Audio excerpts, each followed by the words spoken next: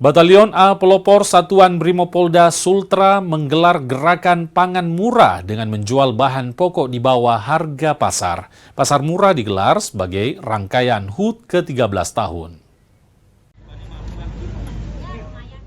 Kebutuhan pokok yang dijual di pasar murah mulai dari beras, minyak goreng, gula pasir, telur, bawang merah, dan bawang putih.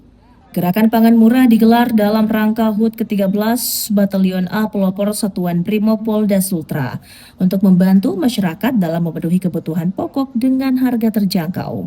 Ini juga merupakan bagian dari arahan dan petunjuk Komandan Satuan Brimopolda Sulawesi Tenggara bagaimana kita merancang kegiatan yang kemudian bisa mendekatkan Brimob itu dengan masyarakat. Sesuai dengan moto hari ini dari Brimob itu adalah Brimob presisi untuk masyarakat. Kemudian bisa betul-betul tepat sasaran masyarakat yang akan hari ini. Karena ada beberapa memang bahan pokok yang cukup dibutuhkan oleh masyarakat dan kemudian kita melakukan diskon di dalamnya. Mudah-mudahan itu kemudian bermanfaat untuk masyarakat sekitar kita, bahwa Brimob tidak hanya kemudian berdinas secara totalitas di kedinasan, tetapi bagaimana kemudian berbaur dengan masyarakat yang ada di sekitar.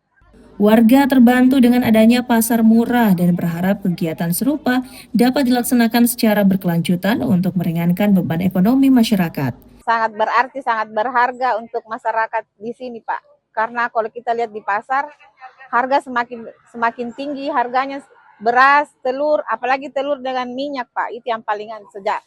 Karena kalau kita lihat sekarang itu harga, Pak, semakin hari semakin mahal.